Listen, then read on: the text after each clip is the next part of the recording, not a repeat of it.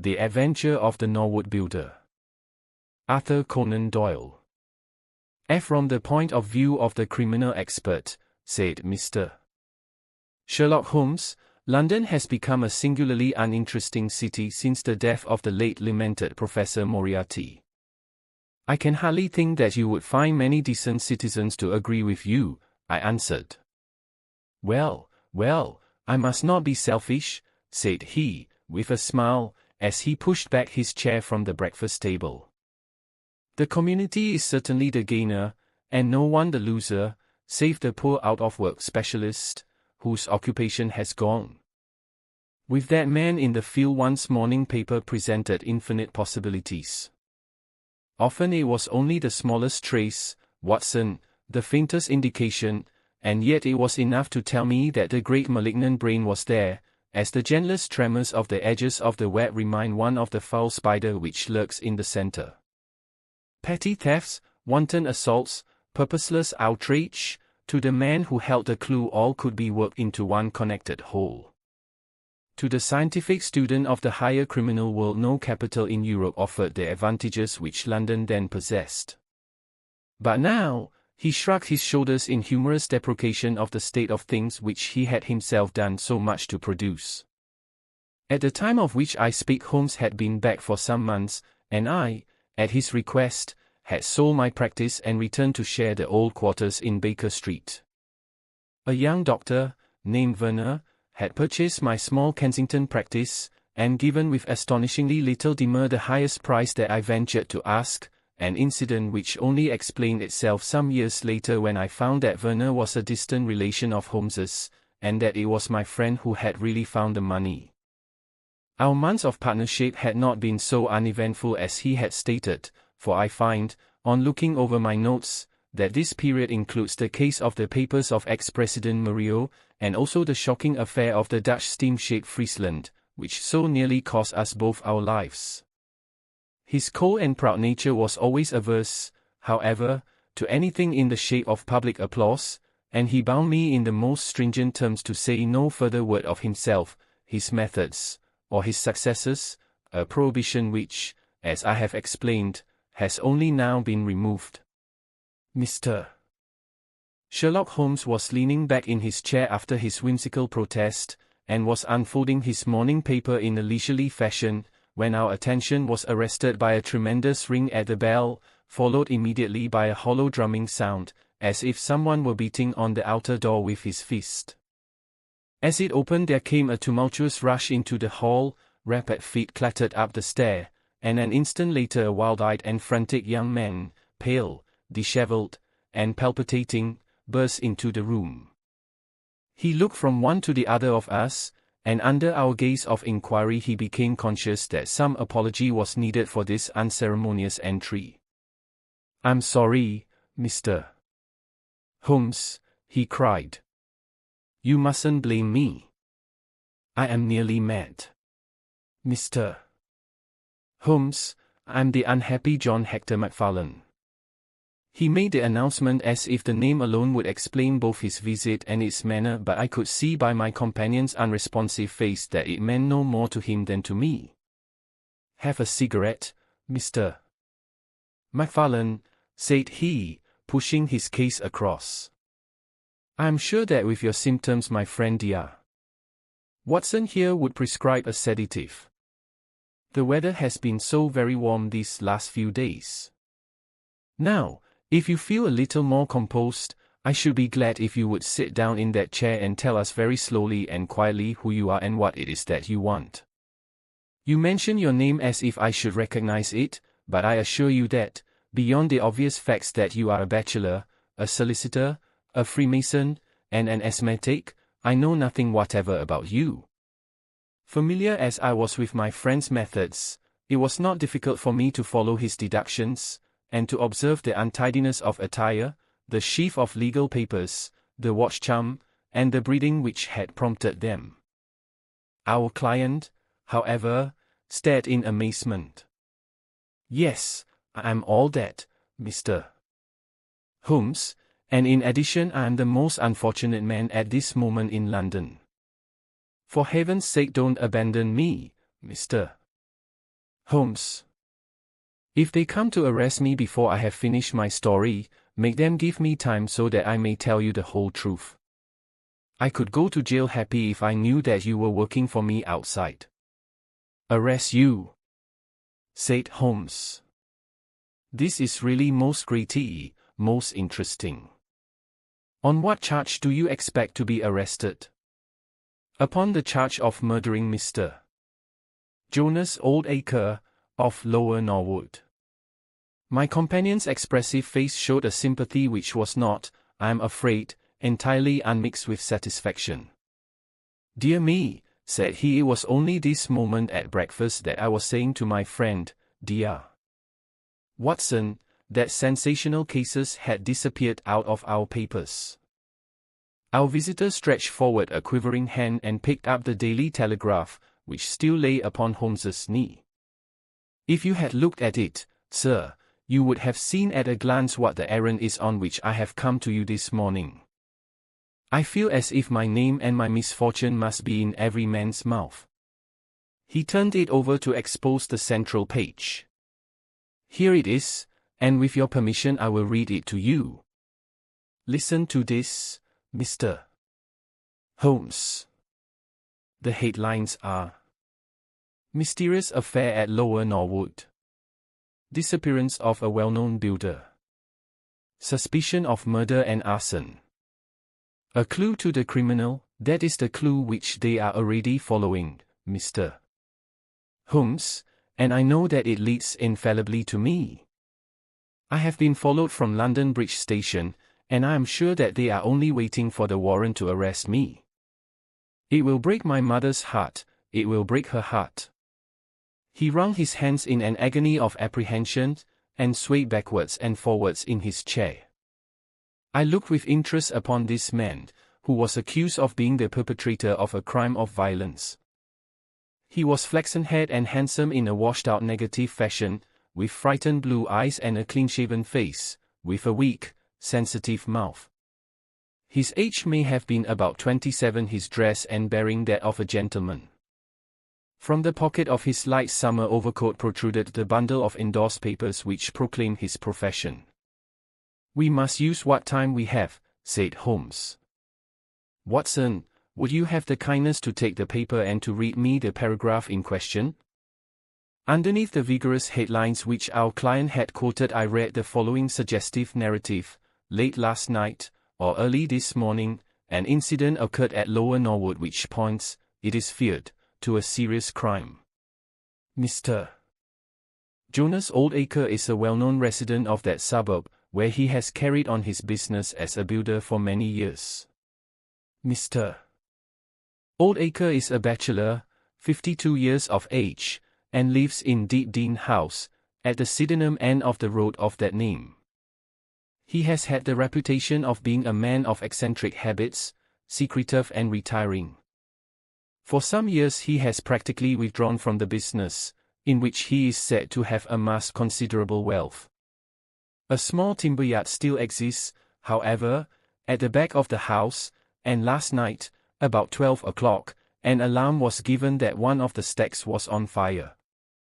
The engines were soon upon the spot, but the dry wood burned with great fury, and it was impossible to arrest the conflagration until the stack had been entirely consumed. Up to this point the incident bore the appearance of an ordinary accident, but fresh indications seemed to point to serious crime. Surprise was expressed at the absence of the master of the establishment from the scene of the fire, and an inquiry followed, which showed that he had disappeared from the house.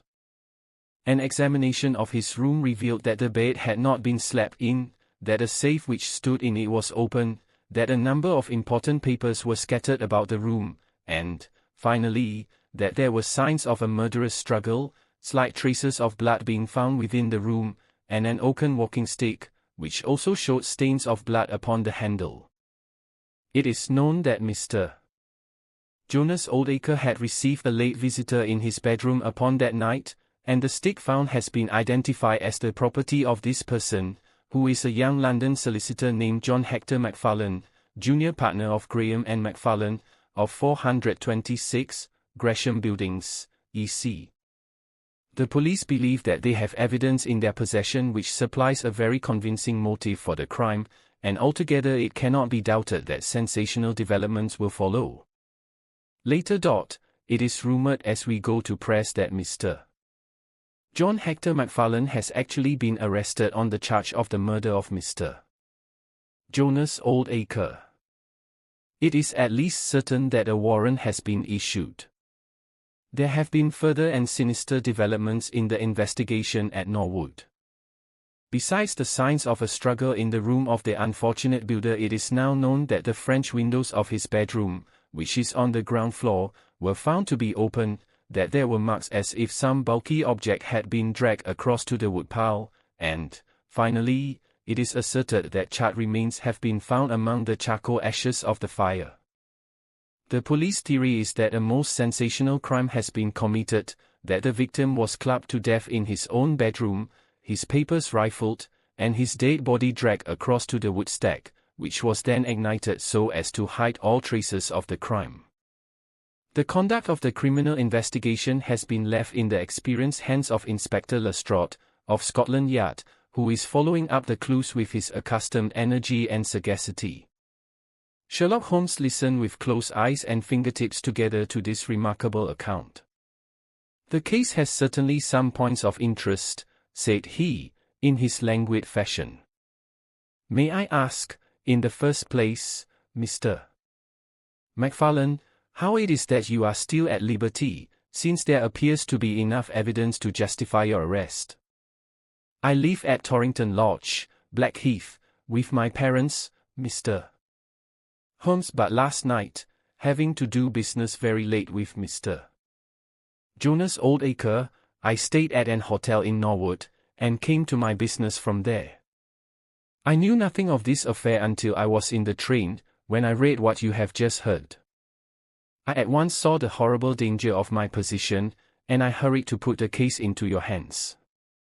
I have no doubt that I should have been arrested either at my city office or at my home. A man followed me from London Bridge Station, and I have no doubt, great heaven, what is that?" It was a clang of the bell, followed instantly by heavy steps upon the stair. A moment later our old friend Lestrade appeared in the doorway. Over his shoulder I caught a glimpse of one or two uniformed policemen outside. "Mr. John Hector McFarlane," said Lestrade. Our unfortunate client rose with a ghastly face. "I arrest you for the wilful murder of Mr. Jonas Oldacre, of Lower Norwood." McFarlane turned to us with a gesture of despair, and sank into his chair once more like one who is crushed. "One moment, Lestrade," said Holmes. "Half an hour more or less can make no difference to you," and the gentleman was about to give us an account of this very interesting affair, which might aid us in clearing it up. "I think there will be no difficulty in clearing it up," said Lestrade, grimly. "None the less, with your permission, I should be much interested to hear his account." "Well, Mr. Holmes, it is difficult for me to refuse you anything, for you have been of use to the force once or twice in the past, and we owe you a good turn at Scotland Yard," said Lestrade. "At the same time I must remain with my prisoner, and I am bound to warn him that anything he may say will appear in evidence against him." "I wish nothing better," said our client. "All I ask is that you should hear and recognize the absolute truth." Lestrade looked at his watch. "I'll give you half an hour," said he. "I must explain first," said McFarlane, "that I knew nothing of Mr. Jonas Oldacre.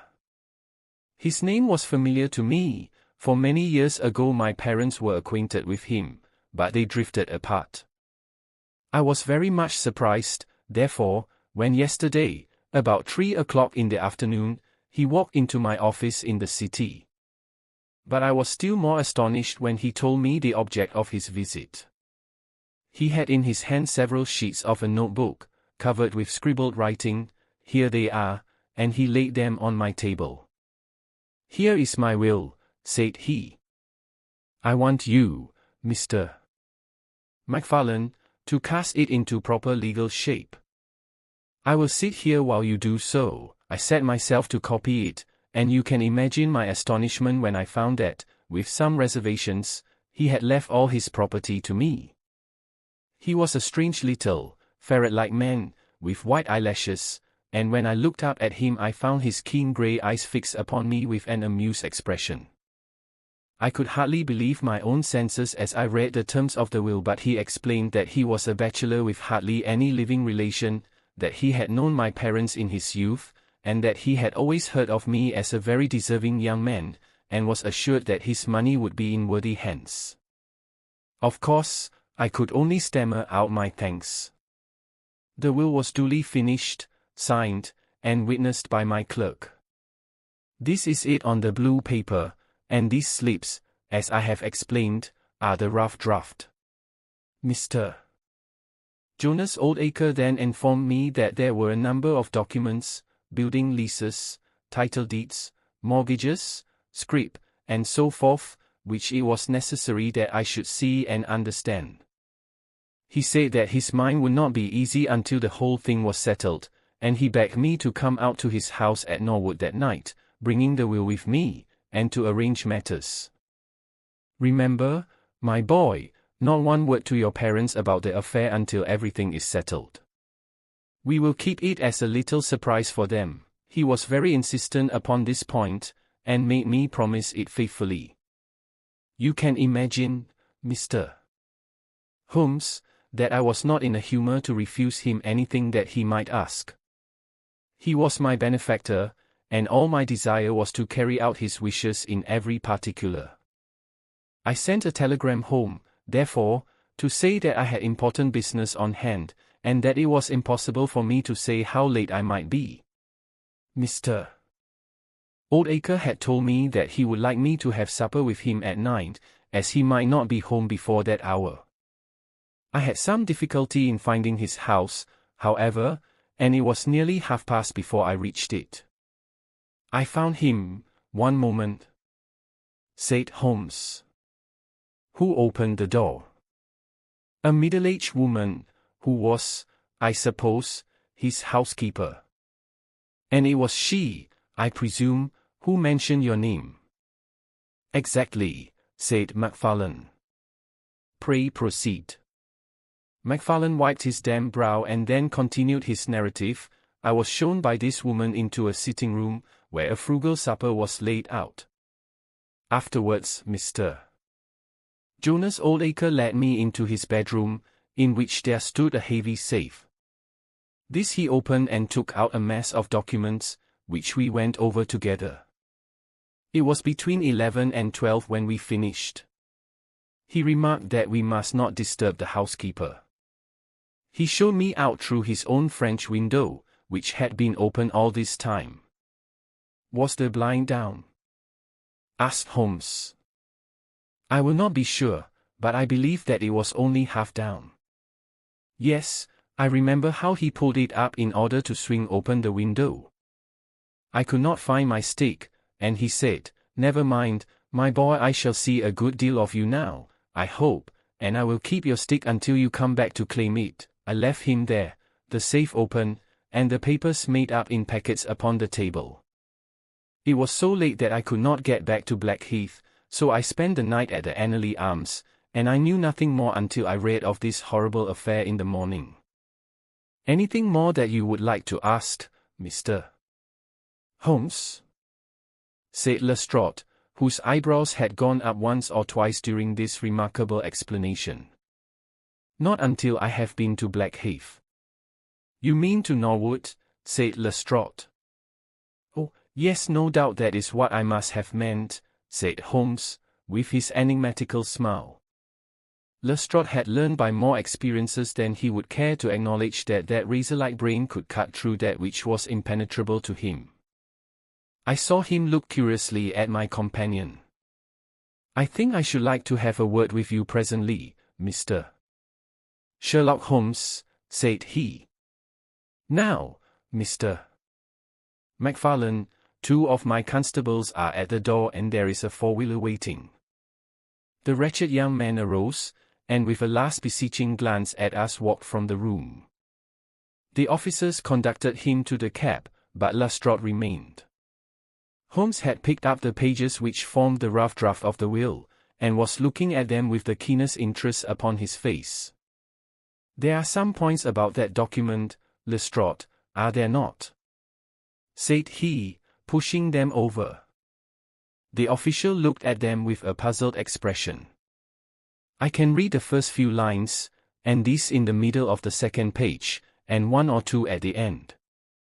Those are as clear as print," said he, "but the writing in between is very bad, and there are 3 places where I cannot read it at all."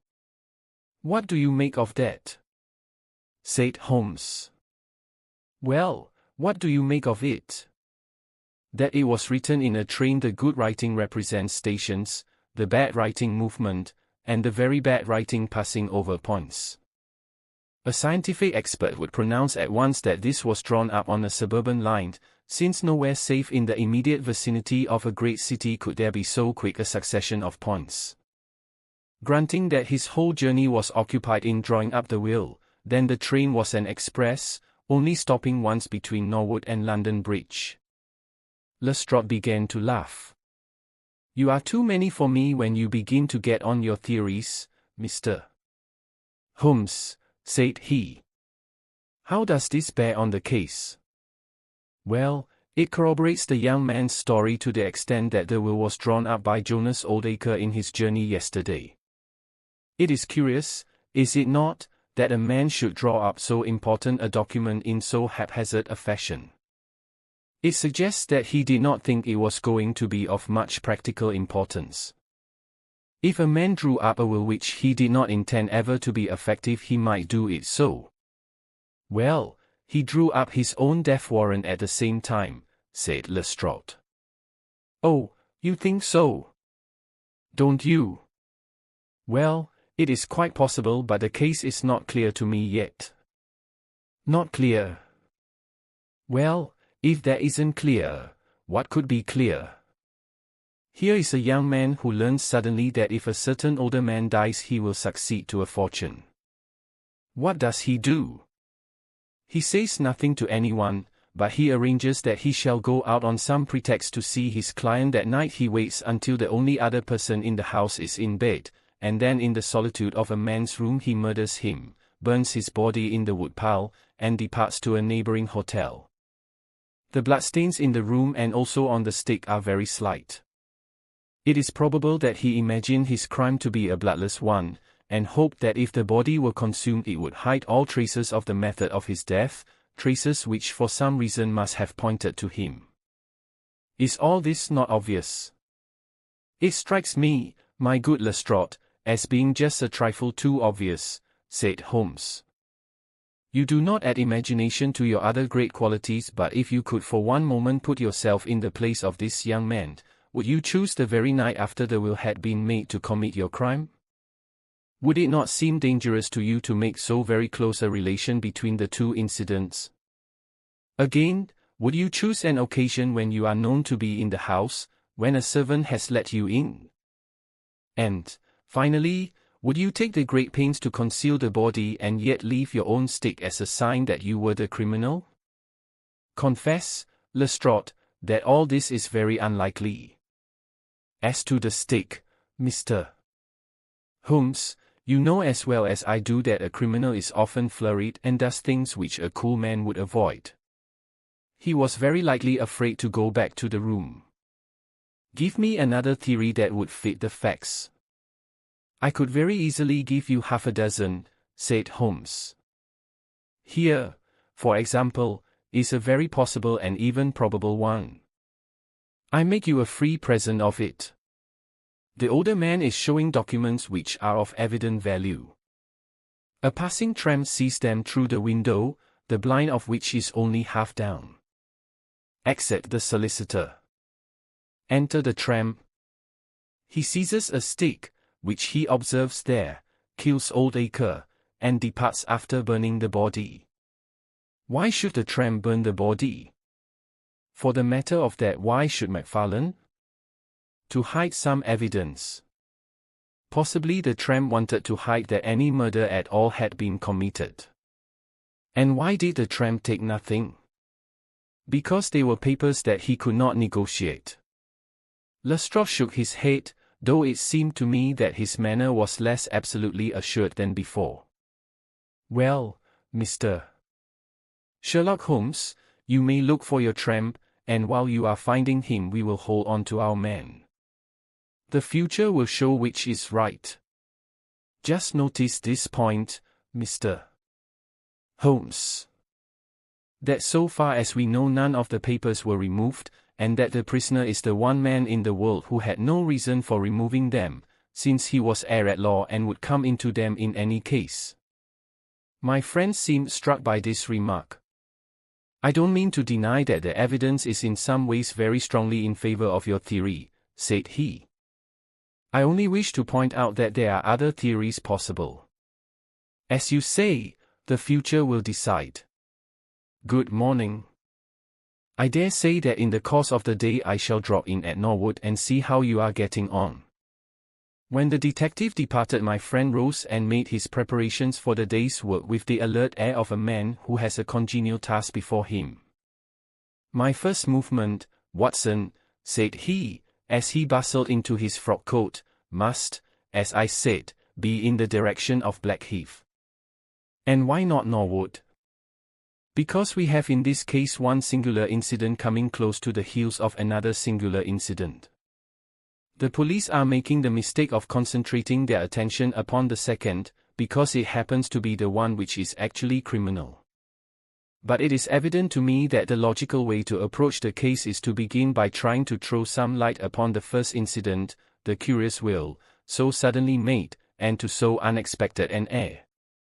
It may do something to simplify what followed. No, my dear fellow, I don't think you can help me. There is no prospect of danger, or I should not dream of stirring out without you. I trust that when I see you in the evening I will be able to report that I have been able to do something for this unfortunate youngster who has thrown himself upon my protection. It was late when my friend returned, and I could see by a glance at his haggard and anxious face that the high hopes with which he had started had not been fulfilled. For an hour he droned away upon his violin, endeavoring to soothe his own ruffled spirits. At last he flung down the instrument and plunged into a detailed account of his misadventures.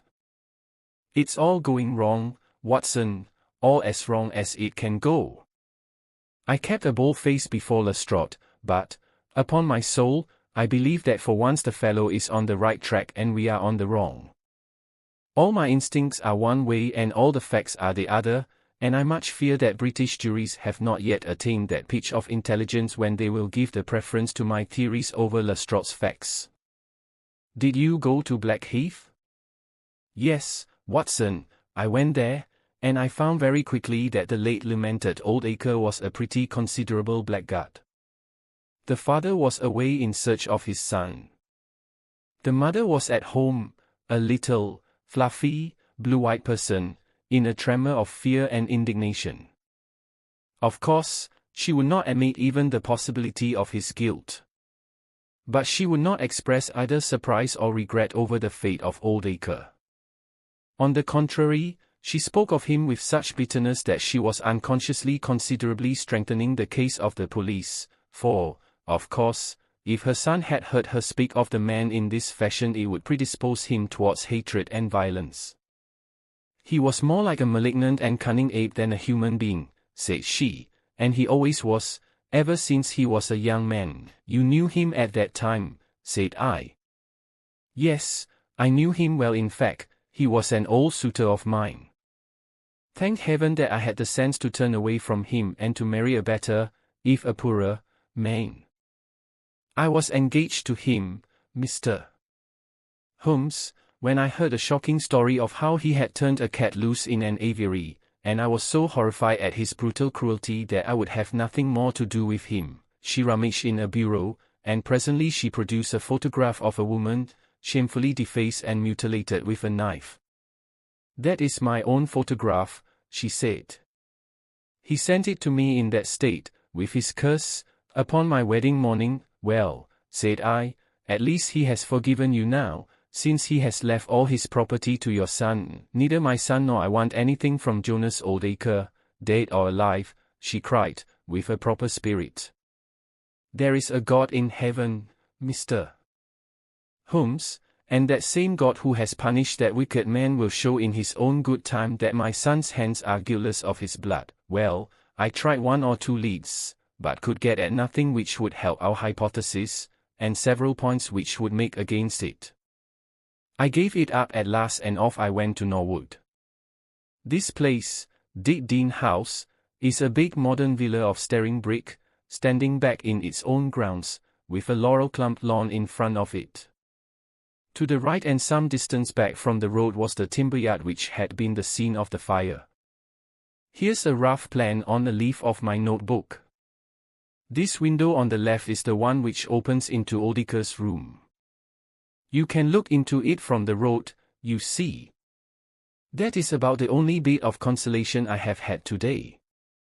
Lestrade was not there, but his head constable did the honors. They had just made a great treasure trove. They had spent the morning raking among the ashes of the burned wood pile, and besides the charred organic remains they had secured several discolored metal discs. I examined them with care, and there was no doubt that they were trouser buttons. I even distinguished that one of them was marked with the name of Hyams, who was Oldacre's tailor. I then worked the lawn very carefully for signs and traces, but this drought has made everything as hard as iron. Nothing was to be seen save that some body or bundle had been dragged through a low privet hedge which is in a line with the woodpile. All that, of course, fits in with the official theory. I crawled about the lawn with an August sun on my back, but I got up at the end of an hour no wiser than before. Well, after this fiasco I went into the bedroom and examined that also. The bloodstains were very slight, mere smears and discolorations, but undoubtedly fresh. The stick had been removed, but there also the marks were slight. There is no doubt about the stick belonging to our client. He admits it. Footmarks of both men could be made out on the carpet, but none of any third person, which again is a trick for the other side. They were piling up their score all the time and we were at a standstill. Only one little gleam of hope did I get, and yet it amounted to nothing. I examined the contents of the safe, most of which had been taken out and left on the table. The papers had been made up into sealed envelopes, 1 or 2 of which had been opened by the police. They were not, so far as I could judge, of any great value, nor did the bank book show that Mr. Oldacre was in such very affluent circumstances. But it seemed to me that all the papers were not there. There were allusions to some deeds, possibly the more valuable, which I could not find. This, of course, if we could definitely prove it, would turn Lestrade's argument against himself, for who would steal a thing if he knew that he would shortly inherit it? Finally, having drawn every other cover and picked up no scent, I tried my luck with the housekeeper. Mrs. Lexington is her name, a little, dark, silent person, with suspicious and sidelong eyes. She could tell us something if she would, I'm convinced of it. But she was as close as wax. Yes, she had let Mr. McFarlane in at 9:30. She wished her hand had withered before she had done so. She had gone to bed at 10:30. Her room was at the other end of the house, and she could hear nothing of what passed. Mr. McFarlane had left his hat, and to the best of her belief his stick, in the hall. She had been awakened by the alarm of fire. Her poor, dear master had certainly been murdered. Had he any enemies? Well, every man had enemies, but Mr. Oldacre kept himself very much to himself, and only met people in the way of business. She had seen the buttons, and was sure that they belonged to the clothes which he had worn last night. The woodpile was very dry, for it had not rained for a month. It burned like tinder, and by the time she reached the spot nothing could be seen but flames. She and all the firemen smelled the burnt flesh from inside it. She knew nothing of the papers, nor of Mr. Oldacre's private affairs. So, my dear Watson, there's my report of a failure. And yet, he clenched his thin hands in a paroxysm of conviction, I know it's all wrong. I feel it in my bones. There is something that has not come out, and that housekeeper knows it. There was a sort of sulky defiance in her eyes, which only goes with guilty knowledge. However, there's no good talking any more about it, Watson, but unless some lucky chance comes our way I fear that the Norwood disappearance case will not figure in that chronicle of our successes which I foresee that a patient public will sooner or later have to endure. Surely, said I, the man's appearance would go far with any jury. That is a dangerous argument, my dear Watson. You remember that terrible murderer, Bert Stevens, who wanted us to get him off in '87? Was there ever a more mal-mannered, Sunday school young man? It is true.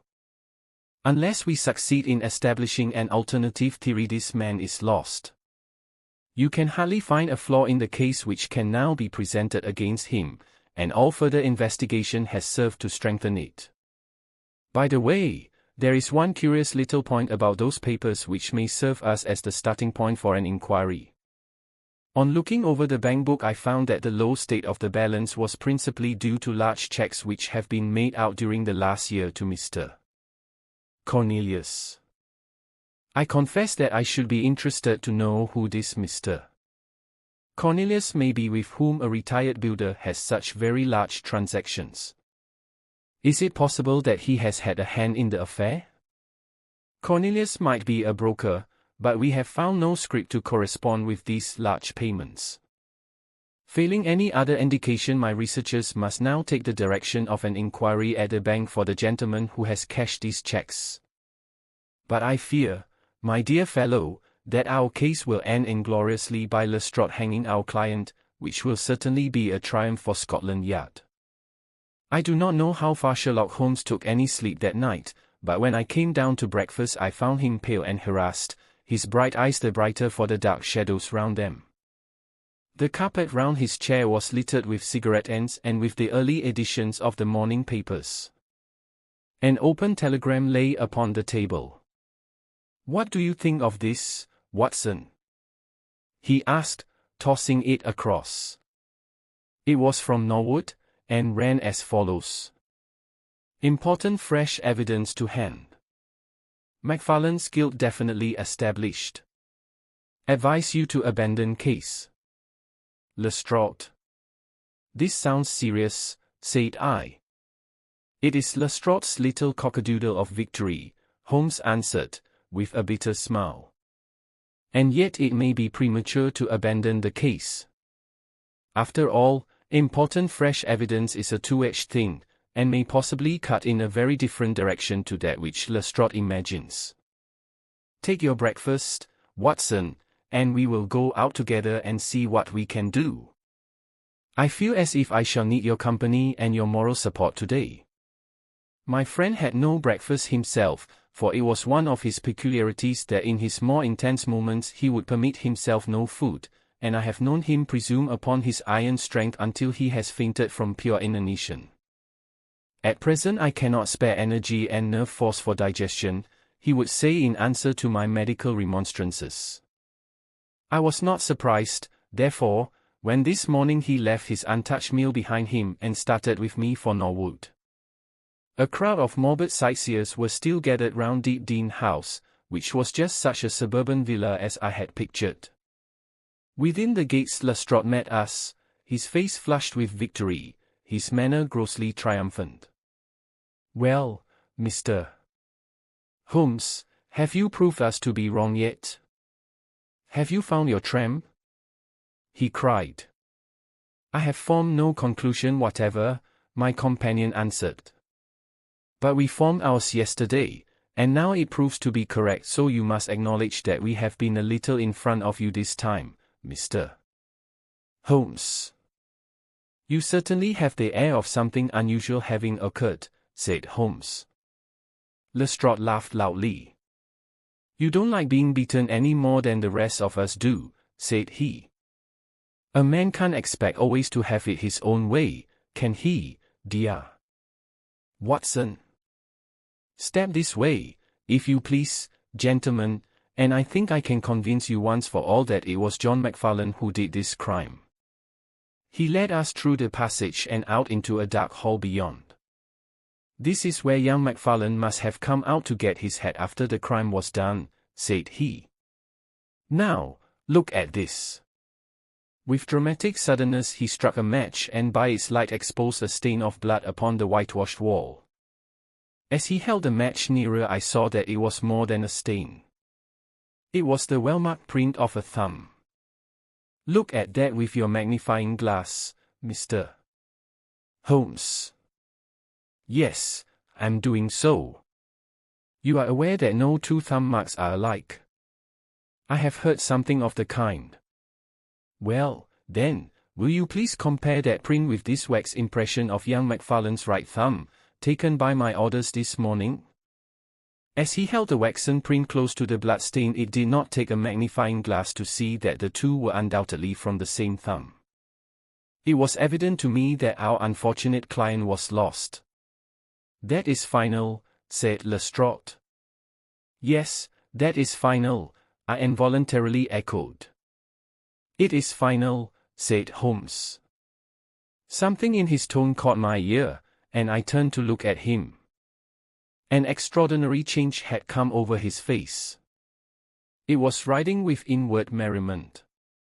His two eyes were shining like stars. It seemed to me that he was making desperate efforts to restrain a convulsive attack of laughter. Dear me! Dear me!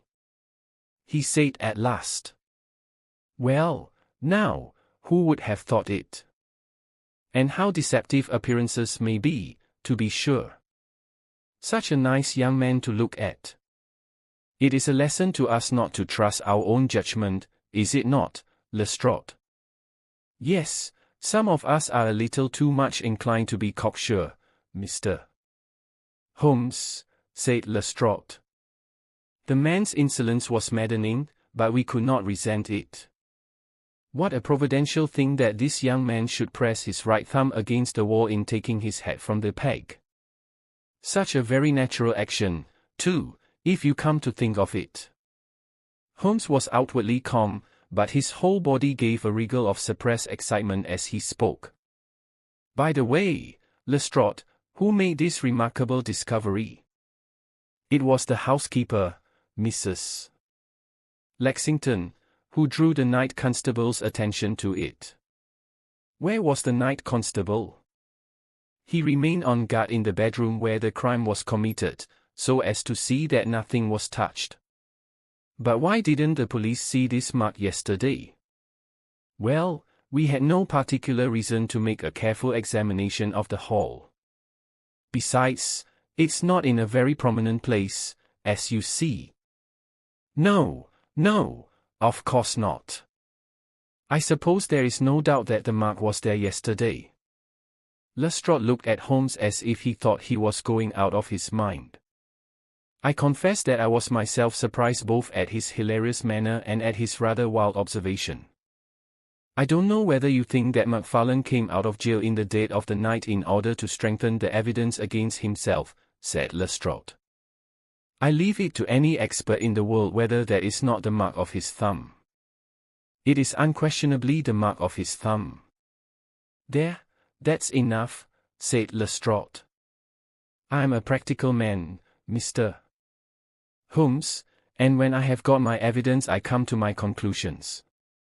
If you have anything to say you will find me writing my report in the sitting room. Holmes had recovered his equanimity, though I still seemed to detect gleams of amusement in his expression. Dear me, this is a very sad development, Watson, is it not? Said he. And yet there are singular points about it which hold out some hopes for our client. I am delighted to hear it, said I, heartily. I was afraid it was all up with him. I would hardly go so far as to say that, my dear Watson. The fact is that there is one really serious flaw in this evidence to which our friend attaches so much importance. Indeed, Holmes. What is it? Only this. That I know that mark was not there when I examined the hall yesterday. And now, Watson, let us have a little stroll round in the sunshine. With a confused brain, but with a heart into which some warmth of hope was returning, I accompanied my friend in a walk round the garden. Holmes took each face of the house in turn and examined it with great interest. He then led the way inside and went over the whole building from basement to attics. Most of the rooms were unfurnished, but nonetheless Holmes inspected them all minutely. Finally, on the top corridor, which ran outside 3 untenanted bedrooms, he again was seized with a spasm of merriment. There are really some very unique features about this case, Watson, said he. I think it is time now that we took our friend Lestrade into our confidence. He has had his little smile at our expense, and perhaps we may do as much by him if my reading of this problem proves to be correct. Yes, I think I see how we should approach it. The Scotland Yard inspector was still writing in the parlour when Holmes interrupted him. I understood that you were writing a report of this case, said he. So I am. Don't you think it may be a little premature? I can't help thinking that your evidence is not complete. Lestrade knew my friend too well to disregard his words. He laid down his pen and looked curiously at him. What do you mean, Mr. Holmes? Only that there is an important witness whom you have not seen. Can you produce him? I think I can. Then do so. I will do my best. How many constables have you? There are 3 within call. Excellent, said Holmes. May I ask if they are all large, able-bodied men with powerful voices? I have no doubt they are, though I fail to see what their voices have to do with it. Perhaps I can help you to see that and 1 or 2 other things as well, said Holmes. Kindly summon your men, and I will try.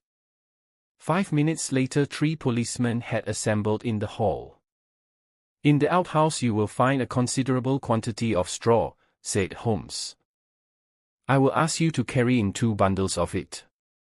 I think it will be of the greatest assistance in producing the witness whom I require.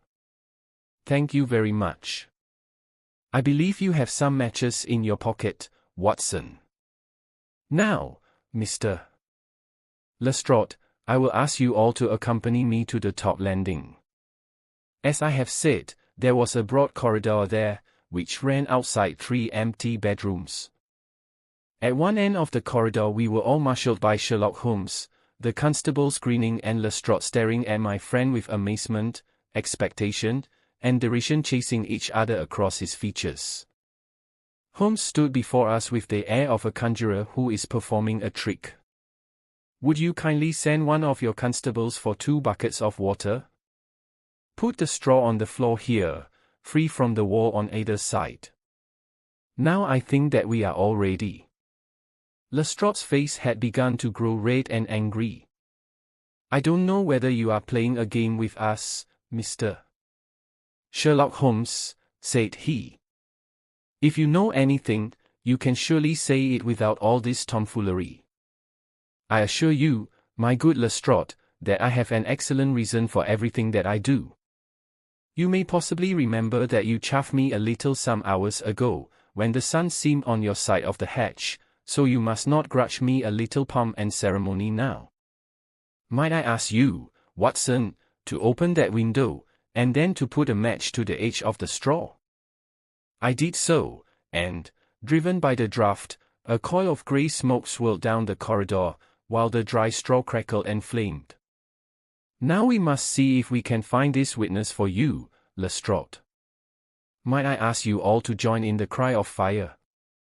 Now, then 1, 2, 3, fire! We all yelled. Thank you. I will trouble you once again. Fire. Just once more, gentlemen, and all together. Fire. The shout must have rung over Norwood. It had hardly died away when an amazing thing happened. A door suddenly flew open out of what appeared to be solid wall at the end of the corridor, and a little, wizened man darted out of it, like a rabbit out of its burrow. "Capital," said Holmes, calmly. "Watson, a bucket of water over the straw." "That will do. Lestrade, allow me to present you with your principal missing witness, Mr. Jonas Oldacre." The detective stared at the newcomer with blank amazement. The latter was blinking in the bright light of the corridor, and peering at us and at the smoldering fire. It was an odious face, crafty, vicious, malignant, with shifty, light grey eyes and white eyelashes. "What's this, then?" said Lestrade at last. "What have you been doing all this time, eh?" Oldacre gave an uneasy laugh, shrinking back from the furious red face of the angry detective. "I have done no harm." "No harm? You have done your best to get an innocent man hanged. If it wasn't for this gentleman here, I'm not sure that you would not have succeeded." The wretched creature began to whimper. "I am sure, sir, it was only my practical joke." "Oh. A joke, was it?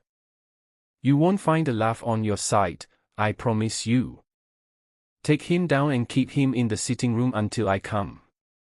Mr.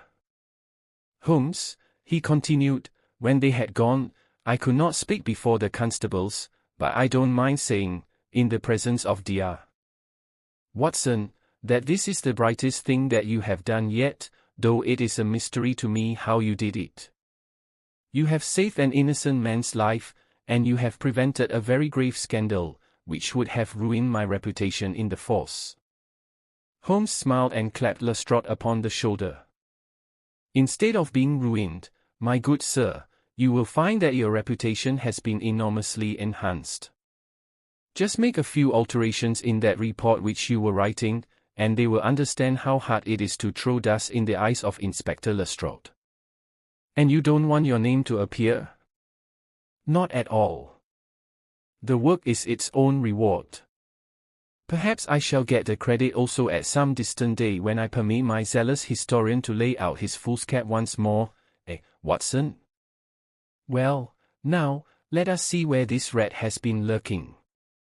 A left-hand plaster partition had been run across the passage 6 feet from the end, with a door cunningly concealed in it. It was lit within by slits under the eaves. A few articles of furniture and a supply of food and water were within, together with a number of books and papers. "There's the advantage of being a builder," said Holmes, as we came out. He was able to fix up his own little hiding place without any confederate, save, of course, that precious housekeeper of his, whom I should lose no time in adding to your bag, Lestrade. "I'll take your advice." "But how did you know of this place, Mr. Holmes?"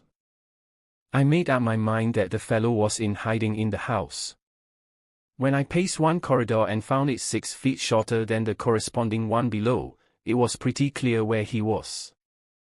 I thought he had not the nerve to lie quiet before an alarm of fire. We could, of course, have gone in and taken him, but it amused me to make him reveal himself. Besides, I owed you a little mystification, Lestrade, for your chaff in the morning." "Well, sir, you certainly got equal with me on that. But how in the world did you know that he was in the house at all?" "The thumb mark, Lestrade. You said it was final, and so it was, in a very different sense. I knew it had not been there the day before. I pay a good deal of attention to matters of detail, as you may have observed, and I had examined the hall and was sure that the wall was clear. Therefore, it had been put on during the night." "But how?" "Very simply.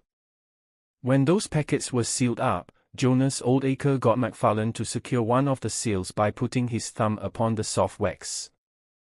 It would be done so quickly and so naturally that I dare say the young man himself has no recollection of it. Very likely it just so happened, and Oldacre had himself no notion of the use he would put it to.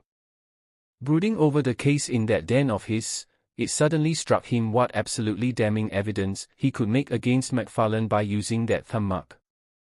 It was the simplest thing in the world for him to take a wax impression from the seal, to moisten it in as much blood as he could get from a pinprick, and to put the mark upon the wall during the night, either with his own hand or with that of his housekeeper. If you examine among those documents which he took with him into his retreat, I will lay you a wager that you find a seal with the thumb mark upon it. Wonderful, said Lestrade. Wonderful. It's all as clear as crystal, as you put it. But what is the object of this deep deception, Mr. Holmes? It was amusing to me to see how the detective's overbearing manner had changed suddenly to that of a child asking questions of its teacher. Well, I don't think that is very hard to explain. A very deep, malicious, vindictive person is the gentleman who is now awaiting us downstairs. You know that he was once refused by MacFarlane's mother? You don't? I told you that you should go to Blackheath first and Norwood afterwards. Well, this injury, as he would consider it, has rankled in his wicked, scheming brain, and all his life he has longed for vengeance, but never seen his chance. During the last year or two things have gone against him, secret speculation, I think, and he finds himself in a bad way. He determines to swindle his creditors, and for this purpose he pays large checks to a certain Mr. Cornelius, who is, I imagine, himself under another name. I have not traced these checks yet, but I have no doubt that they were banked under that name at some provincial town where Oldacre from time to time led a double existence. He intended to change his name altogether, draw this money, and vanish, starting life again elsewhere. Well, that's likely enough.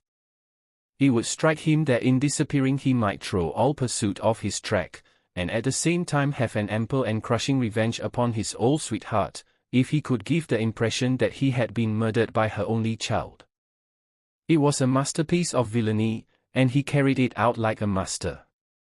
The idea of the will, which would give an obvious motive for the crime, the secret visit unknown to his own parents, the retention of the stick, the blood, and the animal remains and buttons in the woodpile, all were admirable. It was a net from which it seemed to me a few hours ago that there was no possible escape. But he had not that supreme gift of the artist, the knowledge of when to stop. He wished to improve that which was already perfect, to draw the rope tighter yet round the neck of his unfortunate victim, and so he ruined all. Let us descend, Lestrade. There are just one or two questions that I would ask him. The malignant creature was seated in his own parlour with a policeman upon each side of him. It was a joke, my good sir, a practical joke, nothing more, he whined incessantly. I assure you, sir, that I simply conceal myself in order to see the effect of my disappearance, and I am sure that you would not be so unjust as to imagine that I would have allowed any harm to befall poor young Mr. MacFarlane. That's for a jury to decide, said Lestrade. Anyhow, we shall have you on a charge of conspiracy, if not for attempted murder. And you'll probably find that your creditors will impound the banking account of Mr. Cornelius, said Holmes. The little man started and turned his malignant eyes upon my friend. I have to thank you for a good deal, said he. Perhaps I'll pay my debt some day. Holmes smiled indulgently. I fancy that for some few years you will find your time very fully occupied, said he. By the way, what was it you put into the woodpile besides your old trousers? A dead dog, or rabbits, or what? You won't tell. Dear me, how very unkind of you. Well, I dare say that a couple of rabbits would account both for the blood and for the charred ashes. If ever you write an account, Watson, you can make rabbits serve your turn. One mystery ends, another begins. Subscribe, and we'll see you in the next story.